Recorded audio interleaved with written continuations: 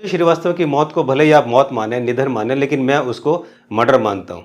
अब आप कहेंगे कि अगर ये मर्डर है तो इस मर्डर का दोषी कौन है? तो मैं आपको बताता हूँ कि इस मर्डर का दोषी कौन है।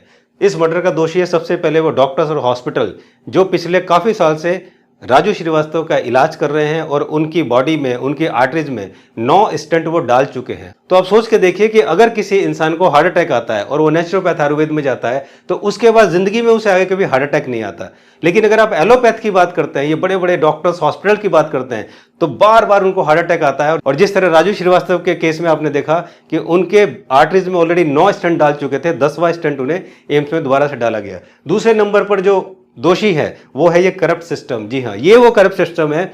जब कोविड आया था, कोविड में आयुर्वेदा, नेचुरोपैथ, इन सब ने चिल्ला चिल्ला कर बोला कि हम इसका इलाज कर सकते हैं, हम इसका इलाज कर सकते हैं। लेकिन एलोपैथ ने बोला कि हमारे पास इसका कोई इलाज नहीं है। उसके बावजूद इस करप्ट सिस्टम ने जितने भी आयुर्वेदाचार्य हैं, जितने भी छोटे छोटे हॉस्पिटल हैं, सबको बंद करा दिया।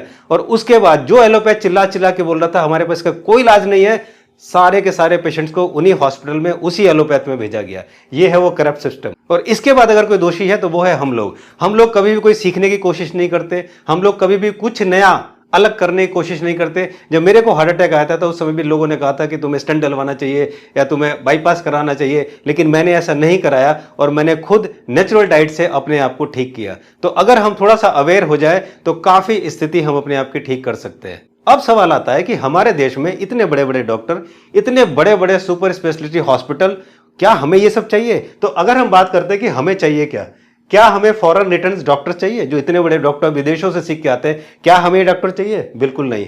हमें चाहिए हेल्थ एजुकेटर, जो हेल्थ पर एजुकेट कर सके, लोगों को बता सके आपको क्या खाना सही है और क्या खाना गलत है। अगर इतना कर दिया तो ये सारे हॉस्पिटल 5 साल के अंदर बंद हो जाएंगे।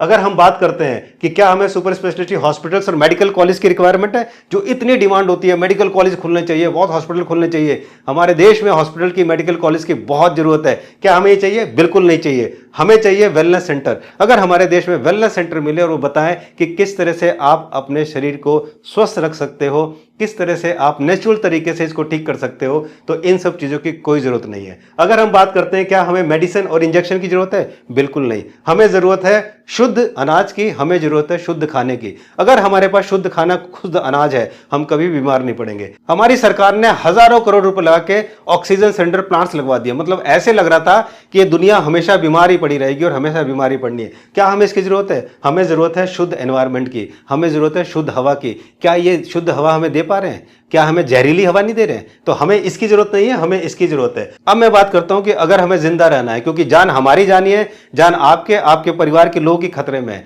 तो हमें यह सीखना पड़ेगा कि अगर हमें जिंदा रहना है तो सबसे पहले हमें अवेयर होना पड़ेगा। अवेयरनेस हमारे अंदर चाहिए कि किस तरह से हम अपने भारत की पैथी से अपने आप को हमेशा स्वस्थ रख सकते हैं और कभी भी हमारी बीमारियां ऐसी नहीं होंगी कि हमें इतनी खतरनाक स्थिति में जाना पड़ेगा। उसके बाद ये जितने भी फिटनेस ट्रेनर्स हैं, जो जिम में फिटनेस ट्रेनर्स हैं, मेरी उनसे हाथ जोड़कर रिक्वेस्ट है कि कोई भी अगर आपके जिम में ट्रेनिंग के लिए आता है तो कम से कम आप उसकी मेडिकल जो सिचुएशन है या अपनी मेडिकल जो कंडीशन है वो ज़रूर उसकी जानें। और जितने भी लोग जिम करने जा रहे हैं उनसे मेरी रिक्वेस्ट है कि अपनी मेडिकल रिपोर्ट्स को, मेडिकल कंडीशंस को जरूर वो अपने फिटनेस ट्रेनर से बताएं, ताकि वो उस हिसाब से आपको ट्रेनिंग करा सके कि आपको कितना स्ट्रेस अपनी बॉडी पे, अपने हार्ट पे, अपने माइंड पे लेना है और कितना आपको नहीं लेना है। उसके बाद जितने भी डॉक्टर्स और हॉस्पिटल हैं, मेरी उनसे हाथ जोड़ के रिक्वेस्ट है हॉस्पिटल डॉक्टर से कि जब पेशेंट आपके पास जाता है तो उसे कम से कम प्लीज़ डराएं ना, उसको एडुकेट करें, उसको बताएं कि ठीक है आपको कोई प्रॉब्लम हुई है, हम दवाई दे रहे हैं, लेकिन दवाई पूरी ज़िंदगी आपको नहीं चलनी। आप अपने आप को ठीक रखिए, अपने आप को स्वस्थ रखिए,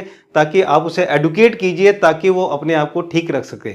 ये मेरी रिक्वेस्ट है जितने भी डॉक्टर्स और हॉस्पिटल्स हैं। उसके बाद कुछ इंटेलेक्चुअल पेशेंट्स, आपने बिल्कुल नई टर्म सुनी होगी, ये मैंने निकाली है, इंटेलेक्चुअल पेशेंट्स। ये इंटेलेक्चुअल पेशेंट्स कौन है? आजकल आप देख रहे हैं कि बहुत ही इंटेलिजेंट, पढ़े लिखे लोग आ गए हैं जो अपने सामने अपने आप को बहुत इंटेलिजेंट समझते हैं।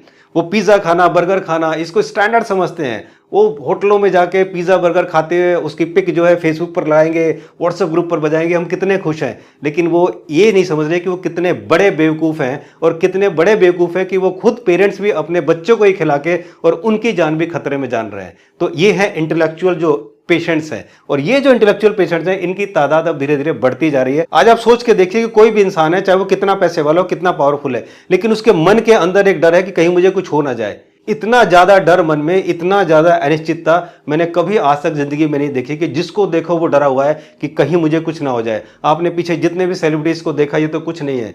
आम जीवन में लोग मर रहे हैं, उनको तो पता ही नहीं है कि चलते-चलते अचानक, नाचते-नाचते, चलते-चलते, पढ़ते-पढ़ते, बैठे-बैठे मर जा रहे हैं। तो इसके पीछे क्या रीज़न है? इसको जानने की कोई ज़रूरत नहीं, क्योंकि इससे धंधा नहीं होगा, वो तो धंधा बंद हो जाएगा। जानने की ज़रूरत है, अच्छा ये हो रहा है, हॉस्पिटल खोलो, मेडिकल कॉलेज खोलो, दवाइयाँ बनाओ, रिसर्च करो, इंजेक्शन लगाओ, वैक्सीन लगाओ, बस यही चल